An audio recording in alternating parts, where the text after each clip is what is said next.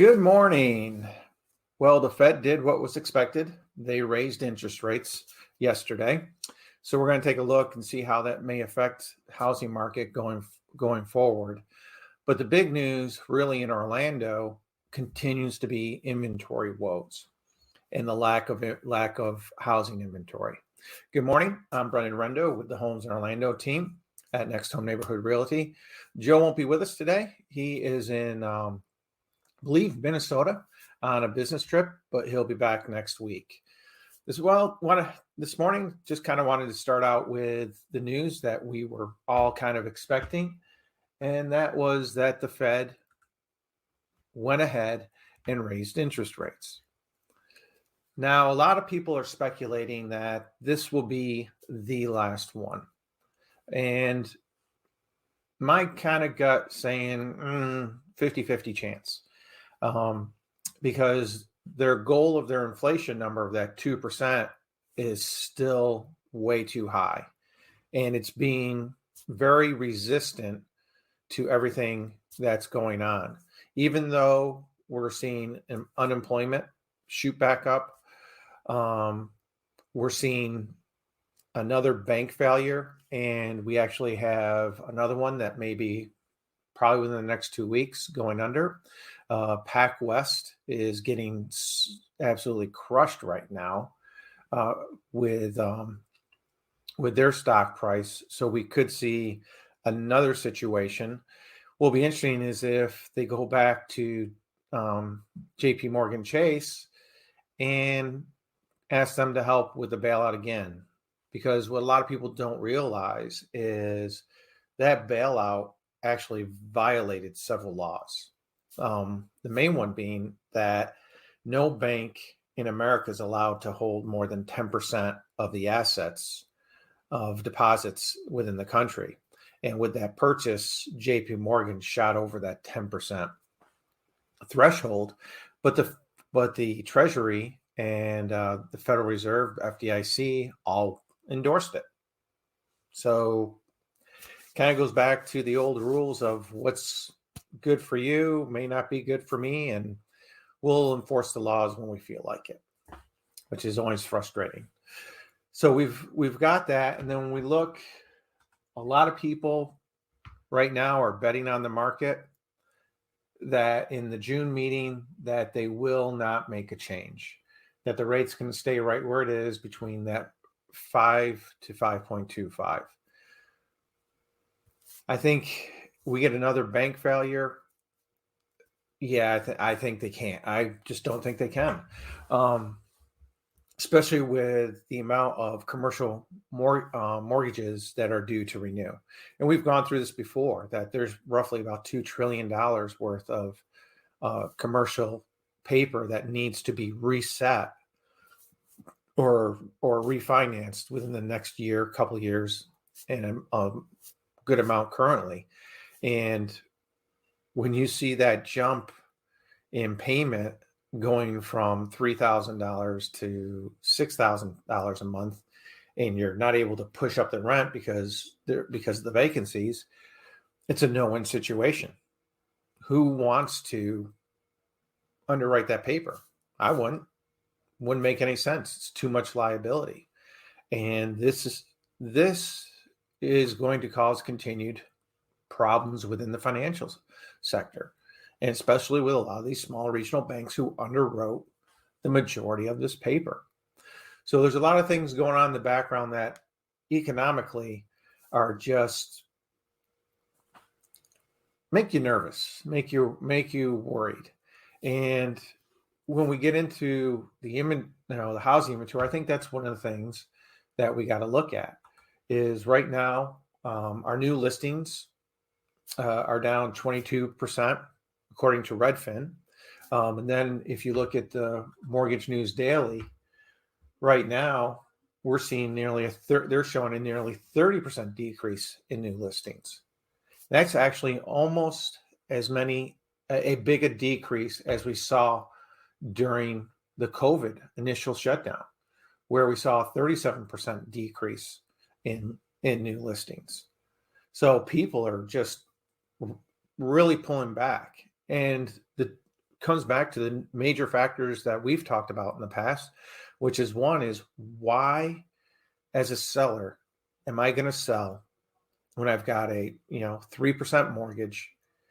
I'm now going to, if I go to a new home, yes, I'm going to make a good profit.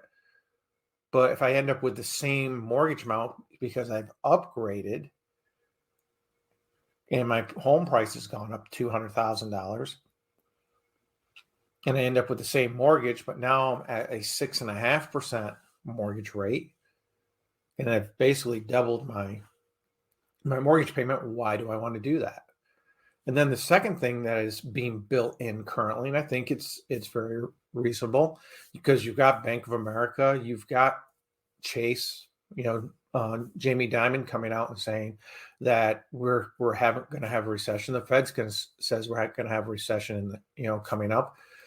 People tighten their pocketbooks, and they're not going to overextend themselves where they may have thought, okay, everything's good, the economy's good, we're going to continue. You know what? I do want to move up to that bigger house. I do want to, maybe change neighborhoods, go to a new school district. People are double thinking. They're pulling out the pencils. They're calculating. They're figuring it out.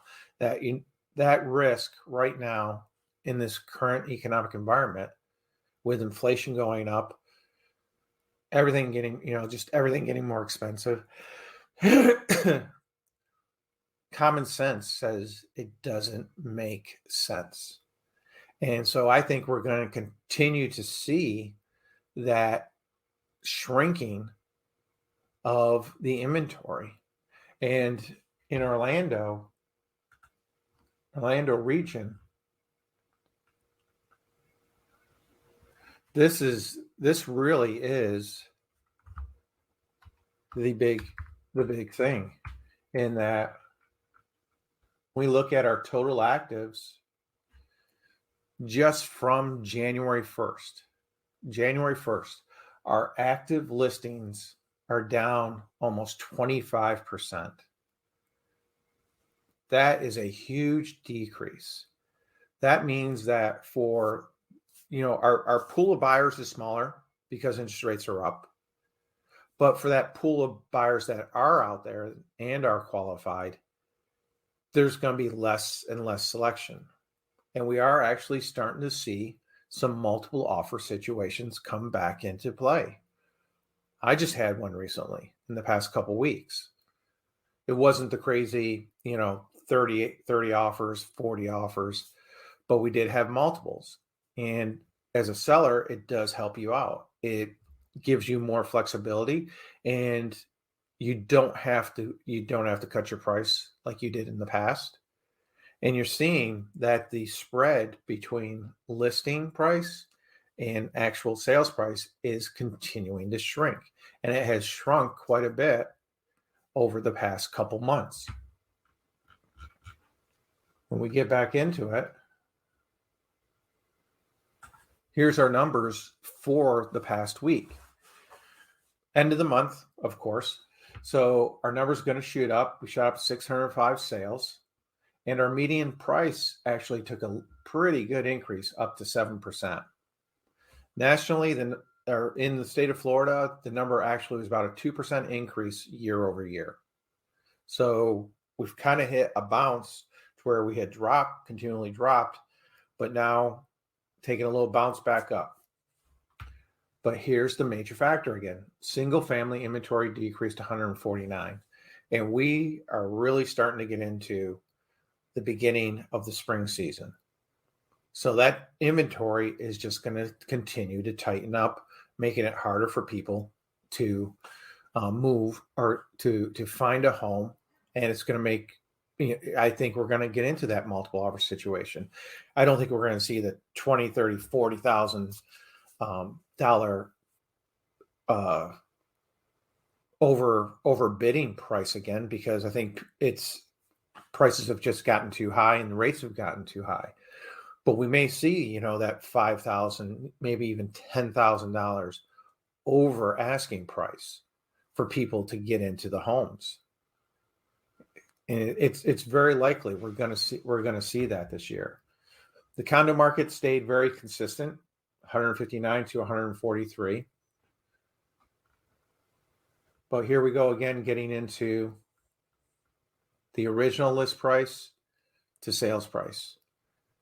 And this has gone up nearly 4% since January. January, we were sitting down to where it was almost 92, maybe 91%. And then our final to list, you see where we're at 98. So it's only about a 2% decrease. And then in the bread and butter market, which is your really $300,000 to $500,000 market, you see that there's really not much wiggle room whatsoever. You're at 98%, so less than 2% off the final list price is being able to be negotiated. And again, this market, you're seeing less days on market. Buyers are being more cautious. They're making sure that their dollar's being spent where they want it, but still the homes are not going to sit long, simply because if it's priced right, presented right, they're not going to sit long at all on the market. And here you see, again, average days on market took a nice dive down to 48 for the past week. And this going into the spring, I think we're going to continually get down. And we're probably going to be looking at less than 30 days within a very short period of time of days on market. And especially if we continue with this trend. Just down, down, down, down, down. And if more buyers come out, it's going to continue to go down. Less and less inventory. Is there anything that could really turn around this inventory? The only thing I see is if rates are able to come down. If we're able to break that 6%, maybe get down to the 5.5. But the Fed has said, Jerome Powell yesterday said, he does not see cutting rates in 2023. So there's going to be, we're in a window right now where we're kind of between 6 and about 6.75. Really haven't broke in the past couple weeks, couple months, haven't broke that threshold of that 6.75 rate on conventionals. Could we? Yeah, we could.